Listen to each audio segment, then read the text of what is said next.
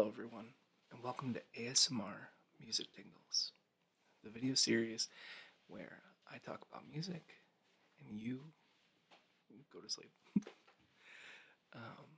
In this video series, I take one instrument every week and I just talk about it and try and extract as many tingles as I can from it.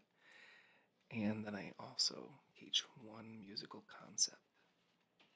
So let's get started. The first thing that I have is it's an old instrument that I've had. Not super old, but old enough. But I played trumpet in high school, and this is my main instrument. My parents bought it for me when I was a sophomore, and it was like $3,000, which is crazy. But they bought it, and I really love it. So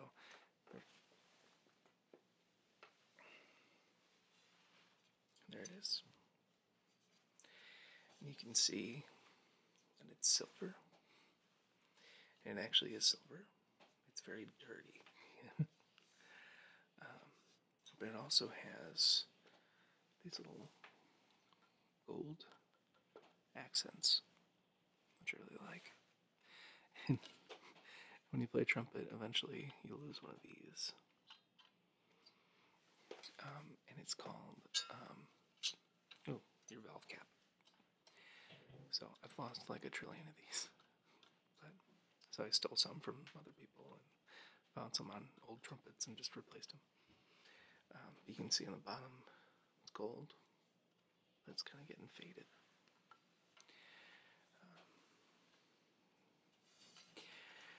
But this trumpet, it's called a Windy City Classic Stradivarius. And what that means is that Bach is the company that makes this, but they make some of the best trumpets in the world. And their main one that's really, really good is called the Stradivarius. That's one like a lot of people get. But this one was special, and they only made it for a little bit of time. It's probably not that special, but I think it's special. I like it because it has to do with Chicago, and it's called the Windy City Classic, and I don't know if you can actually see that. We'll see. I can see it though. It's engraved, and on it says Stradivarius Model 37, Elkhart, Indiana, USA. Not Windy City Classic, Windy City Limited. That's what it is. And it says Windy City Ltd. Limited. And then it has the Willis Tower, that one, and I forgot the names of the buildings. Yeah, that's the trumpet. It's pretty lightweight compared to like bigger brass instruments, but the trumpet, it's gotten more complicated over the years. When they first came out with trumpets, they didn't have any valves. They were super, super long. And they had big bells. And they didn't even have mouthpieces. But as time's gone on, we wanted more control. So they added valves.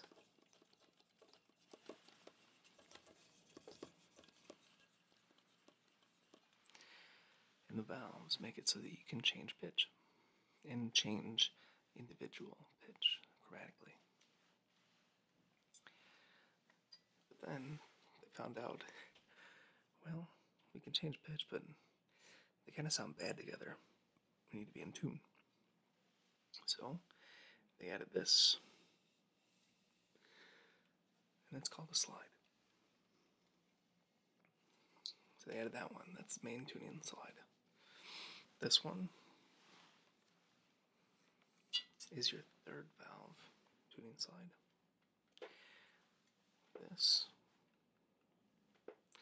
This is your second valve tuning slide.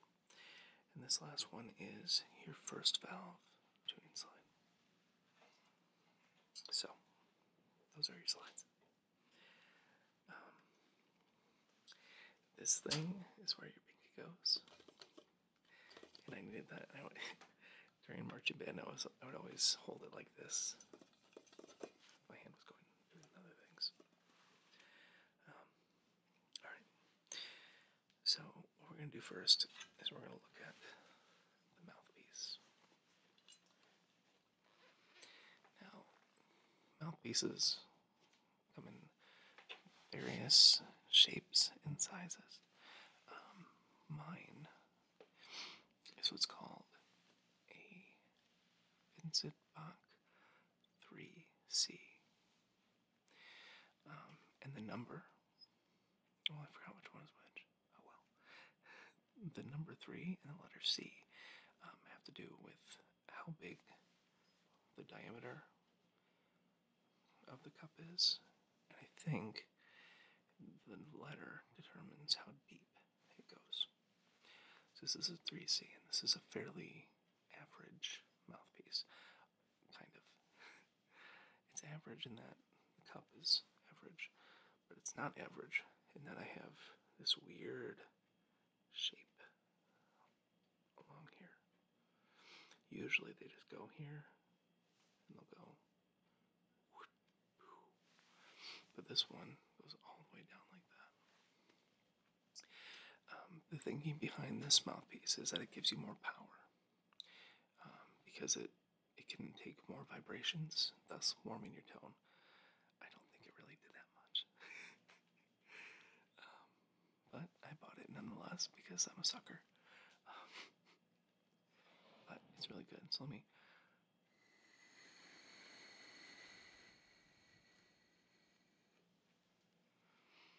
I like that.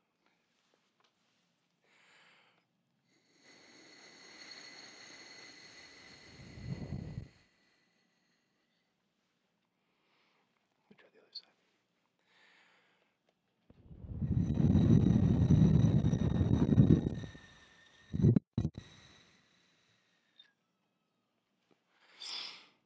I can do things like this.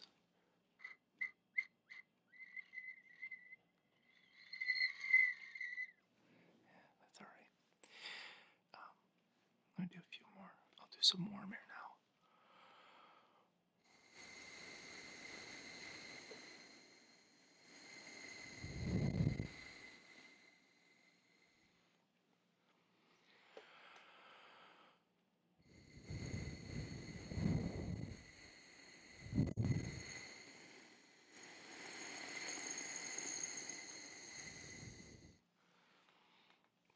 I think it needs to be cleaned out.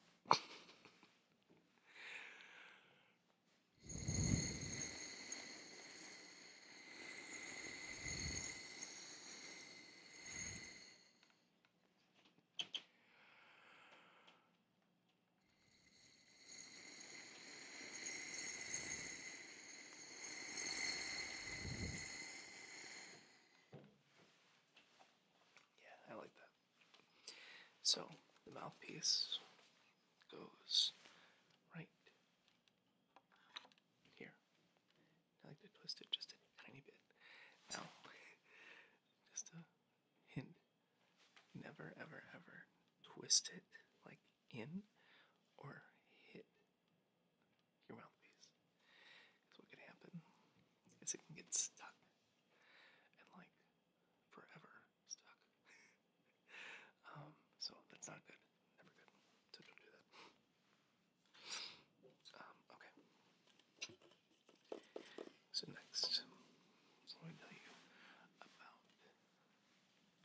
the valves.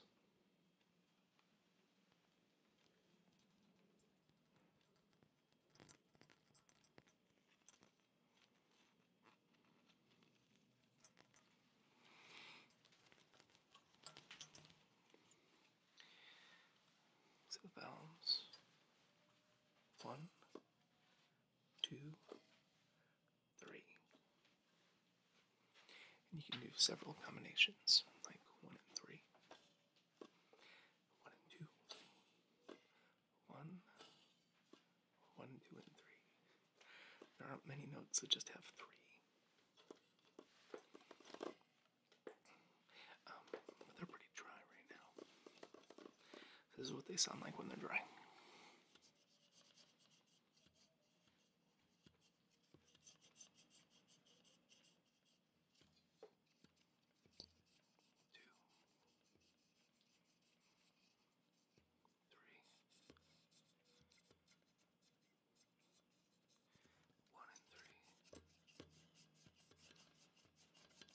And 2, 2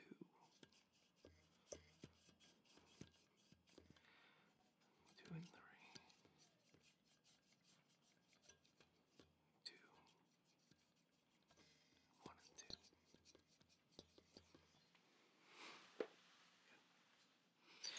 Okay. So let's see if I can do this. Yeah. So this is the bottom of valve 1.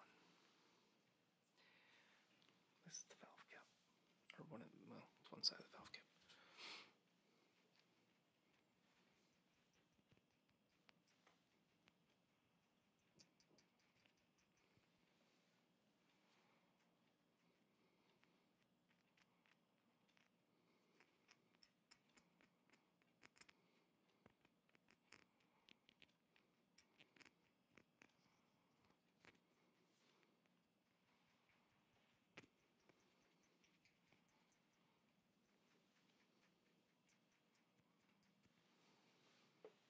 This is what it sounds like when it's being screwed on.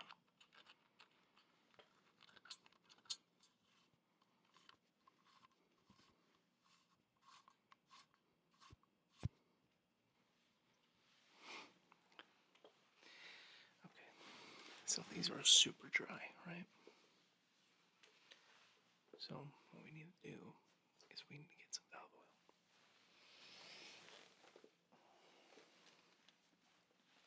Valve oil.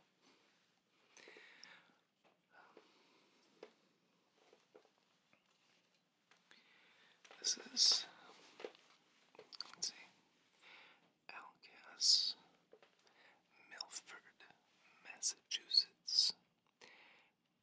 Fast valve slide and key oil.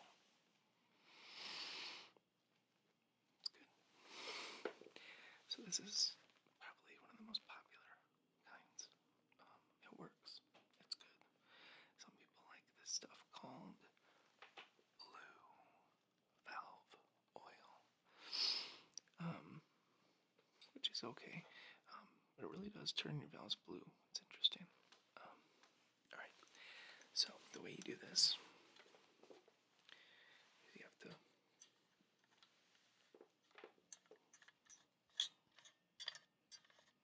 unscrew the cap. And there you go.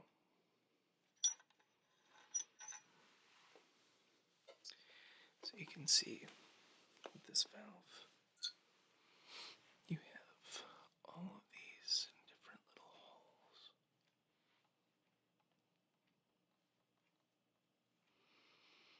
And all of those holes lead to different slides. And it lets the air pass through. So if those aren't clean, air doesn't pass through very well. So you gotta keep it really clean. But it also tends to get really, really dry. So all you do is you take this, you bring it up, and it sits right there. You can take this,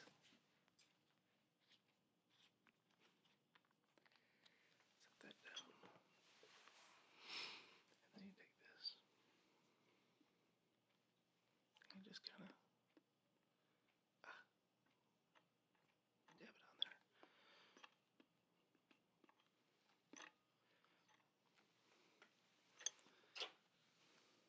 Get the cover back up.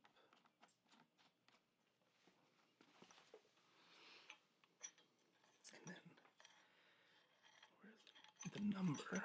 I don't know if you can see that, but there's a number 1 right there. And the number lines up with the mouthpiece.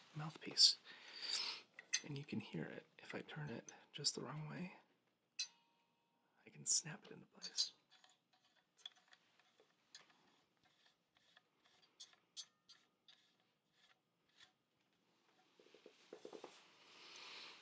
There you go.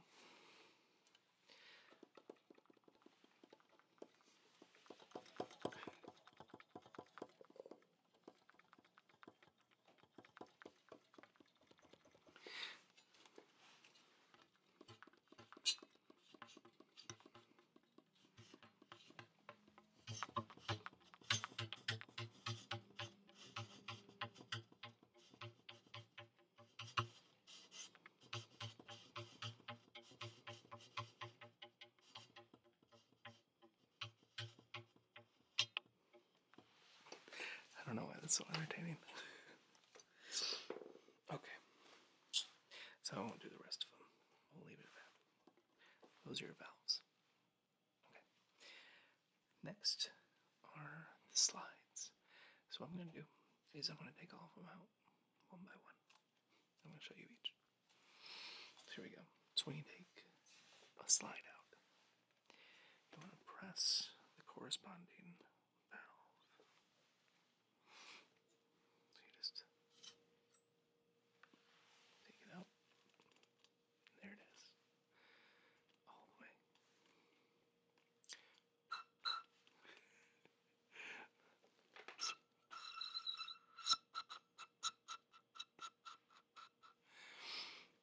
So you can just blow it in like that, it makes sound. It's fun. So there's valve number 1. Okay. And I don't know if I can get this out, but we'll try. Valve number 2. Oh, I did it. Can I hit the little tiny one?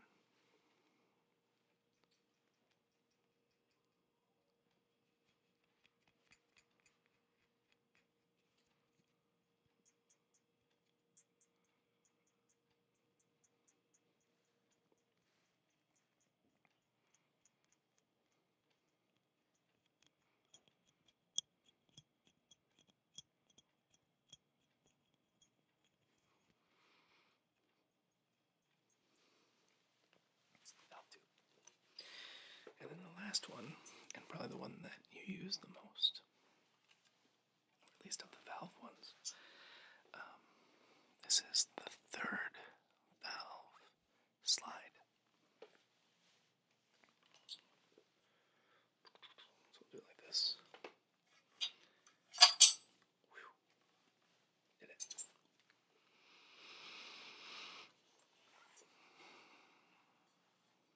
So this is the longest of the valve slides. And mine, actually, I can't get it off, but it actually has a little thing right here that you can pull out. And that's called your spit valve. Or spit slide, I guess. But this one you use the most because the third valve is, for whatever reason, always out of tune. Doesn't matter what you're using, it just always seems to be out of tune, especially when you play low. So when you play with your third valve, your tone goes sharp.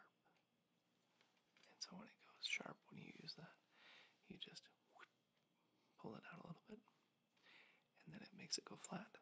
And then when you're done, you bring it back in.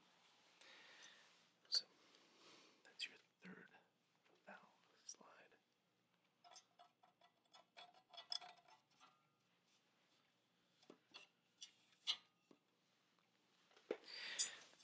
And then the last one I'm going to show you. Actually, I got to keep that out. Let me try that again.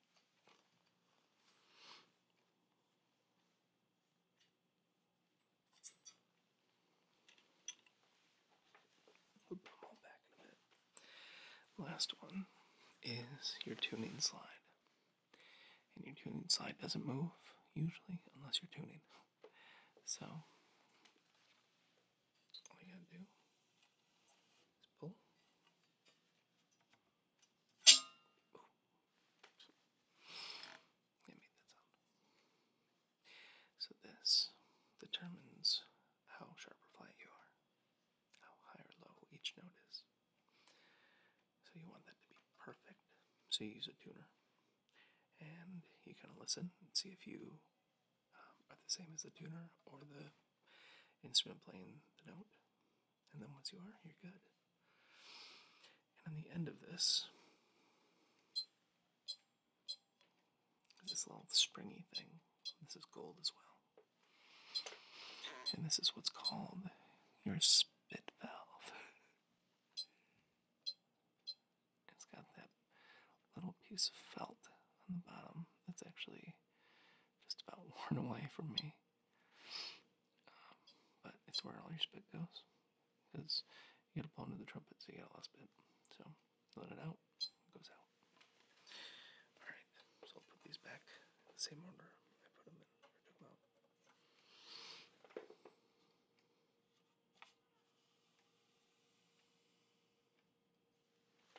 Okay. Next, third valve.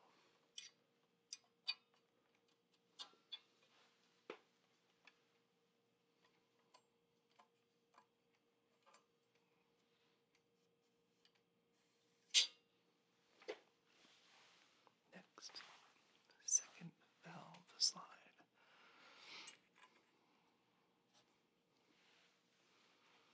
And last but not least, first valve. It's back together. And there's the trumpet.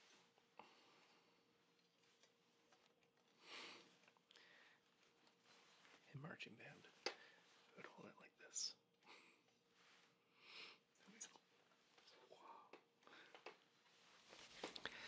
Okay, so next I'm going to go over a very basic musical concept, and that is notes and the staff. So I have a little visual aid to help you.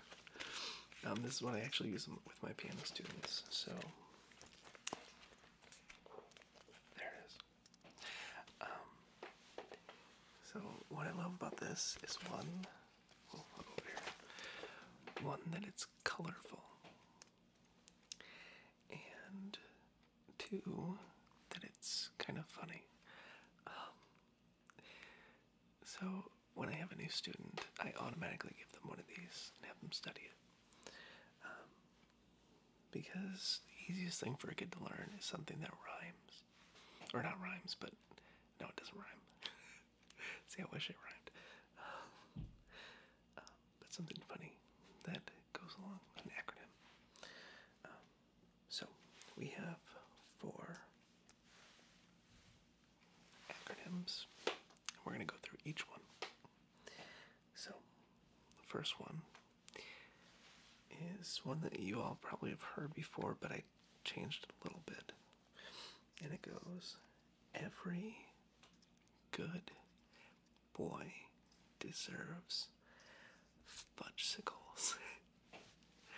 That's right, fudgesicles. Just the way it is.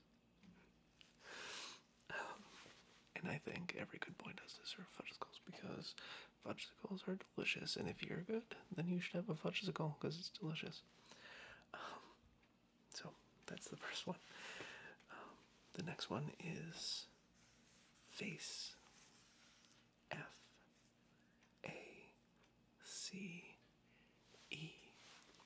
Face.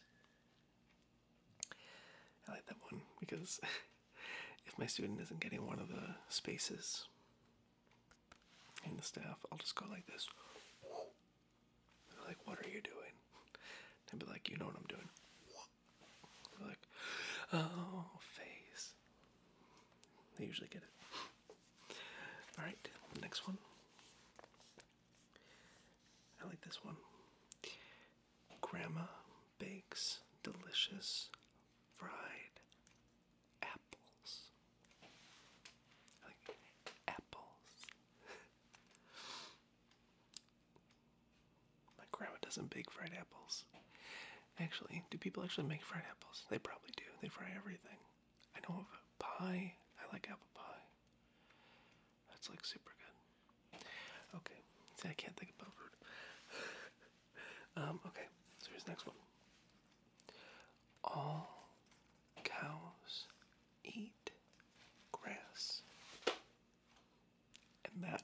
is a fact. It's good. Okay. So, I call this a cheat sheet because, realistically, students should be able to memorize this pretty easily. But sometimes they don't because they don't practice, and so they need the cheat sheet. And I'm okay with it because they'll learn it better. So, on the cheat sheet, we have clefs. Those are those squiggly things right there. This one on the top staff is called the Treble Clef. And Treble Clef, it kind of looks weird, but it looks like a letter, and that letter is the letter G. That doesn't look like a printed G, but if you think about the way that, let me see, can I do it? No, I can't. I'll do it backwards. Oh well. A G goes like that, and then down, and then like that. So this one does the exact same thing. You go from the bottom, and there it is. And if you notice, it kind of wraps around the second line. And what's cool is the reason that it wraps around the second line is because that's the G line. So the note right there, every good, it's G. So the treble clef is a G clef, and it's wrapped around the second line because the second line is G. Okay, so let me clarify what a staff is. So these are called staves. This is a singular staff. And the staff is where you kind of plot out what you're playing. And it's how we kind of read our language. So, there you go. It's a staff. And staves always have 5 lines. 1, 2, 3, 4, 5. Okay. And then when you have 2 staves together, it's what's called a grand staff. Grand staff. And usually you have a little thing that goes like whoop, whoop, whoop, whoop, but they got cut off. Okay, the bottom line. This is called the bass clef. And the bass clef is low. Because when you think of bass, you think of low. And that's what this is, bass clef. It also stands for a letter, and is a cursive letter. And that letter is F. Yeah. And you guessed it. The second line from the top is F. You can see, Grandma bakes delicious fried. Okay, so bottom staff is always in piano. Your left hand, or for your pleasure, left hand. The top staff is always right. I almost did my left. Yeah, no, yeah. My right, your left. Good. Okay. So, that's the staff. Now, in the middle, between the staves, staffs, you have the middle. And in the middle, you have a couple of notes that don't really have an acronym. Right here, you have in the bass clef B and C. Then in the treble clef, you have D and C. If you notice, D has this little line in the middle of it. And that line is called a ledger line. So, let's count out from middle C. We have C, D,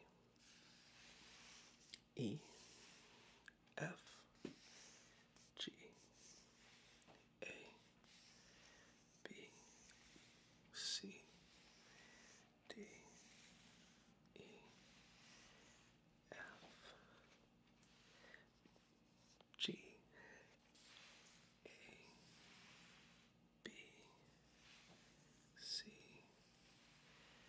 D, E, F, G, A, B, C. And there you go. So that's the staff. Last part is called note recognition. And this is what I use so that when the student looks at the piano, they can see always that this is a group of 2 with the black keys and then a group of 3 black keys.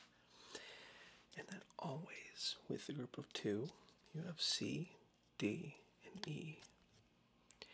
With the group of 3, you always have F, G, A, B. The group of 3 feeds into the group of 2. F, G, A, B, C, D, E. And then it feeds right into F, G, A, B, C, D, E, F. So it's infinite. Okay. So these black keys, that's good band. But the black keys are what are called sharps and flats. So if you go up to the black key above C, it's called C sharp. But it's also one below D, so it's called D flat. Same thing here. One above D, it's D sharp. One below E, E flat. F sharp, G flat, G sharp, A flat, A sharp, B flat. Okay. So when you go up from one note to the next, that's called a step. And more specifically, that's called a whole step.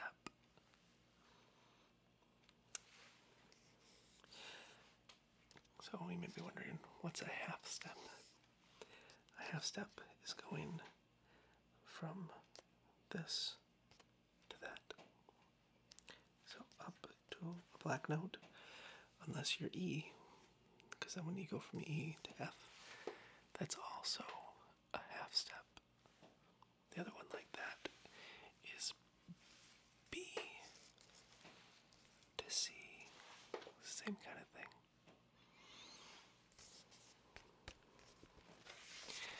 So, I hope you learned a lot today.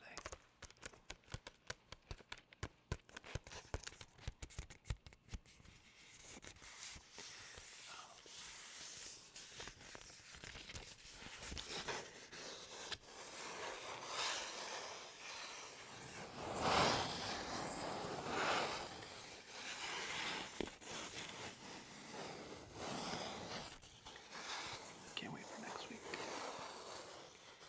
I have some cool stuff planned. So, and I think next week I'll talk a little less.